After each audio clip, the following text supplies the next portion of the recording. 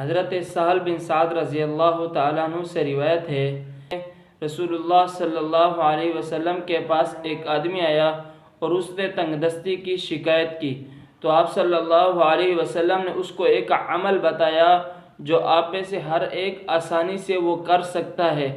آپ صلی اللہ علیہ وسلم نے اس سے فرمایا کہ جب آپ گھر میں داخل ہوں تو سلام کریں، خواہ گھر میں کوئی ہو یا نہ ہو، اور پھر مجھ پر درود پڑھیں اور ایک مرتبہ سورہ اخلاص پڑھیں۔ اس کی برکت سے اللہ تعالیٰ آپ کے رزق کو کشادہ کر دیں گے۔ چنانچہ اللہ تعالیٰ نے اس صحابی کو اتنا رزق دیا کہ اس کا رزق بھی کشادہ ہو گیا اور اس کے پڑوسی بھی اس سے فیض یاب ہوتے رہے۔ اور اس حدیث کی روح سے گھر میں داخل ہونے کا یہ طریقہ ہوگا،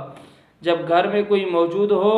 السلام علیکم ورحمۃ اللہ کہیں، اور اگر گھر میں کوئی نہ ہو تو السلام علینا وعلی عباد اللہ الصالحین کہیں، اور پھر آپ علیہ السلام پر درود یوں پڑھیں الصلاۃ والسلام علی رسول اللہ،